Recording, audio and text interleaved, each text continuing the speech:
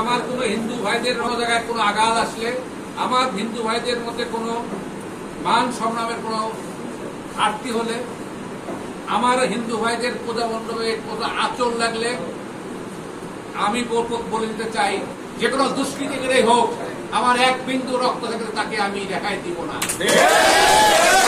বগুড়ার সারিয়াকান্দিতে আসন্ন শারদীয় দুর্গা উৎসব উপলক্ষে উপজেলার বিভিন্ন পূজা মণ্ডপ পরিদর্শন ও উপজেলার পূজা কমিটির নেতাদের সাথে মতবিনিময় সভা করেন বগুড়া ১ আসনের সাবেক সংসদ সদস্য আলহাজ কাজী রফিকুল ইসলাম।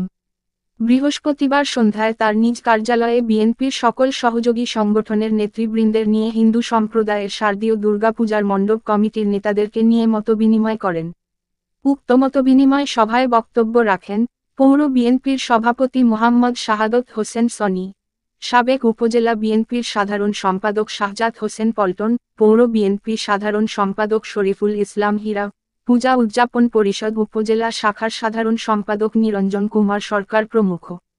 সে সময় বগুড়া ১ আসনের সাবেক সংসদ সদস্য আলহাজ রফিকুল ইসলাম বলেন, আমরা আজকে আসছি মূলত আমাদের সামনে একটা বড় একটা, আমাদের যেমন ঈদ হয়, আমাদের এই এলাকার মানুষের জন্য আর একটা ঈদ হলো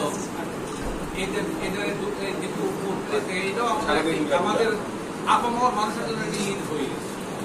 আমরা ছোটবেলায় এই জিনিসটা ঈদের মতো পালন, এখন ক্রমান্বয়ে জিনিসগুলো কেমন যদি একটা আমাদের মধ্যে আমাদের বাবুর সৃষ্টি হচ্ছে, বাবুর মানে একটা ভয়ের সৃষ্টি। এই ভয়ের কারণে তাদের সাথে আমাদের আন্তরিকতার একটু অভাব হয়ে গেছে। আর সত্য কথা বলতে কি ৭১ সালে স্বাধীনতা যুদ্ধে বেশ কিছু লোক মুরব্বীরা চলেও গেছে আমার জানা মতে। আমি তাদের সাথে অনেক কিছু লোকজন অনেক মানুষই চলে গেছে, কিন্তু তারপরে যারাও আছে তারা যে আমাদের কাছ থেকে খারাপ অবস্থা আছে তা না, কিন্তু আমাদের এই সারিকান্দিতে আমি দেখছি, আমি সময় দেখেছি এখন তারা তাই আছে। তাদের সাথে আমাদের যে বন্ধন ছিল, আমার ভাই বোন, আমরা পরিবারের একটা বন্ধন, আমাদের তাদের সাথে এরকম একটা বন্ধন। এই বন্ধন নিয়ে কিন্তু আমাদের এই জন্ম এবং মৃত্যু হতে হয় এই বন্ধনের সাথে। কি হয় না, ঠিক আমাদের মধ্যে আমার কোনো হিন্দু ভাইদের কোনো জায়গায় কোনো আঘাত আসলে, আমার হিন্দু ভাইদের মধ্যে কোনো মান সম্মানের কোনো ঘাটতি হলে, আমার হিন্দু ভাইদের পূজা মণ্ডপে কোনো আচরণ লাগলে আমি বলে দিতে চাই, আমার প্রতি একটা রক্তবিন্দু থাকতে এই সারিয়াকান্দির সেই সন্ত্রাসীকে, যে কেউ হোক, সে আওয়ামী লীগ হোক, আওয়ামী লীগের পেটাত্তা হোক, যে কোনো দুষ্কৃতিকারী হোক, আমার এক বিন্দু রক্ত থাকলে তাকে আমি রেহাই দিব না। আজকে আমি তাদের পাশে থেকে বলতে চাই, আমরা এই পূজা মণ্ডপ, আমাদের যে পূজা মণ্ডপ সহ আমরা যে এই ৯ তারিখ থেকে ১৩ তারিখ পর্যন্ত যে অনুষ্ঠানগুলো হবে, আপনাদের বাড়ি হবে আমাদের বাড়ি, আমাদের বাড়ি হবে আপনাদের বাড়ি, আপনাদের আনন্দ হবে আমাদের আনন্দ। আপনাদের আনন্দের পাশে দাঁড়িয়ে যেন আমরা উৎসব করতে পারি, উৎসব পরিবেশে থাকতে পারি।